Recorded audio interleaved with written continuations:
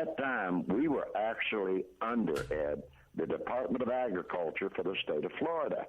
Now, let me say this about that. That tells you right there that this is in no way or form or fashion a child's reform or get help school. They're there for them to make a profit. And I'll tell you why this stuff went on for 100 years. Nobody policed that school in any way, form, or fashion, Ed. And when there was a complaint made to anyone there at the school, no one believed. It was just little kids who got beat, and they're now they're all mad and everything. So and no one believed. Okay, this is a good time. When we get older, this is a good time to take a commercial break. Let's take a break here, okay? We're here with Jerry Cooper and Bill Price, and the story we're talking about is the White House Boys, the Dozier School for Boys in Florida, where these two men, now both in their 70s, were captive there. They were like prisoners, in the school for boys where they were being tortured and abused in all kinds of horrific ways. And their website is officialwhitehouseboys.org. We'll be right back after these messages.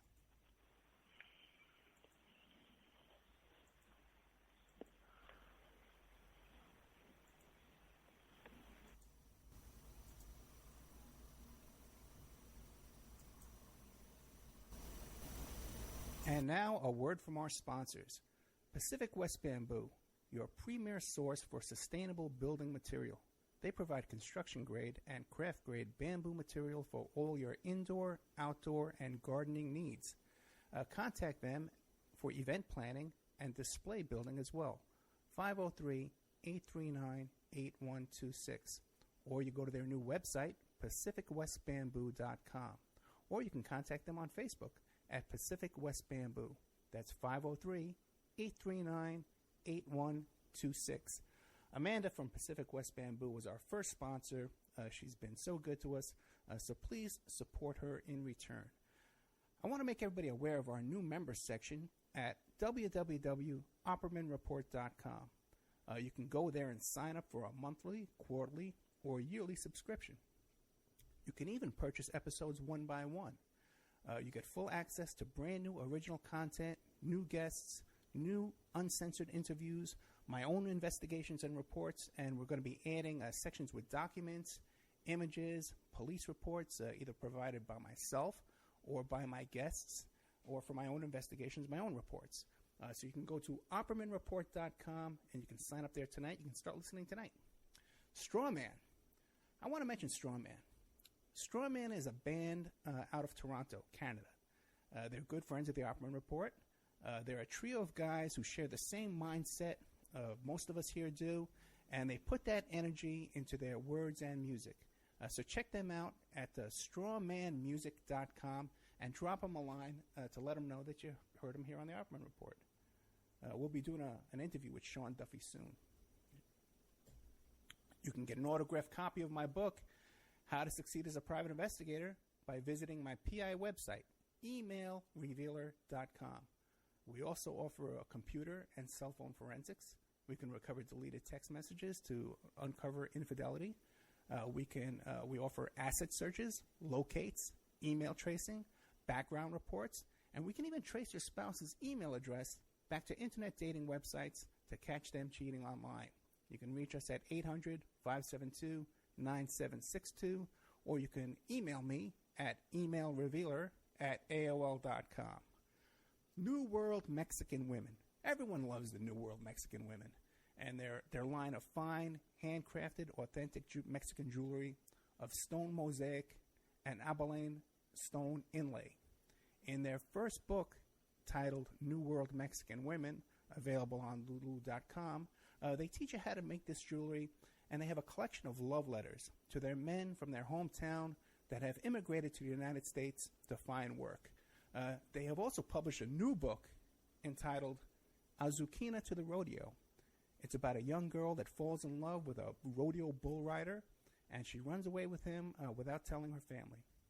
You can find the New World Mexican Women by Googling New World Mexican Women, And you can ask them about their deals on wholesaling, their fine jewelry, and all of the other projects that they have going on.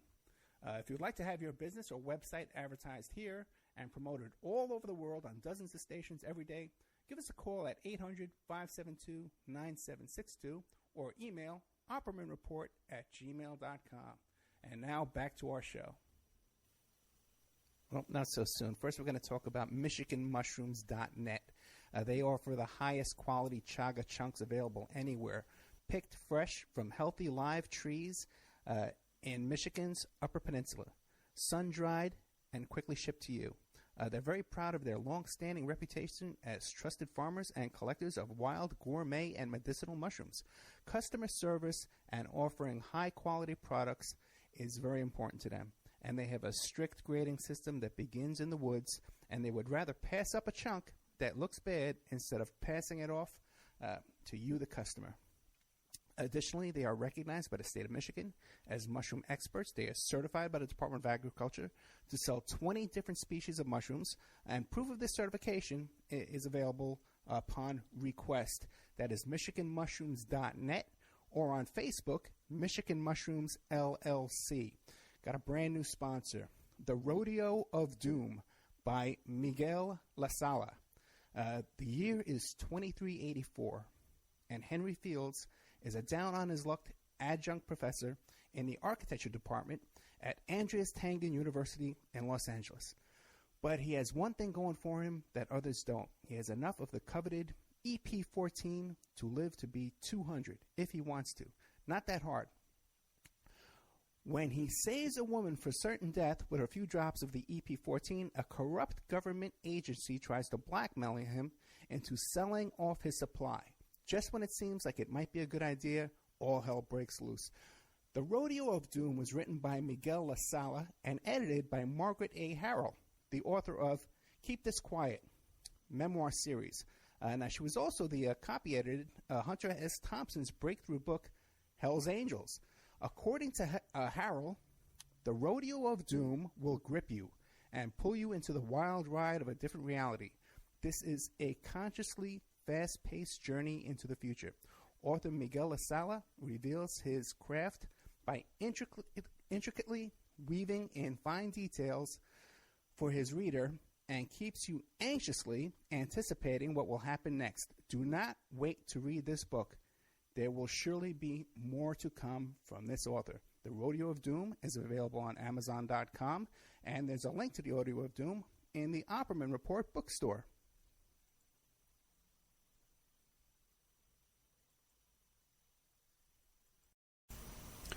Welcome back to the Opperman Report. I'm your host, private investigator at Opperman. We're here today with Bill Price and Jerry Cooper, the president and vice president of the official WhiteHouseBoys.org. These are two grown men now in their 70s who grew up at this reform school in Florida, and we're going to get to this in a little while. It was 180 bodies. It was 180 bodies, right? Found buried. No, Ed. Yeah. Let me clarify that. Okay. We still have, for our research through the White House Boys research, almost 180 or 183 that nobody, not even the Florida Department of Law Enforcement or anybody, knows where they are.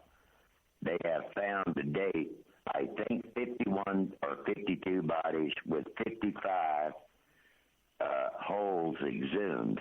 And there was, I think, 51 boys that came out of that Boot Hill Cemetery, Ed. Yeah, and some of the bones, the reason that it wasn't, some of the bones were commingled because they had a fire in one of the dorms that killed 9, I think, wasn't it, Jerry? Killed 7 boys. 8 or 9, yes. Uh-huh. And the sad thing, Ed, let me tell you about how these people did us. That graveyard, when I was there the whole time, I don't think Bill, I know I didn't, I don't think Bill knew either, that there was a cemetery located on the other side of the road, and that would be on the black side, Ed, because we were divided with the road.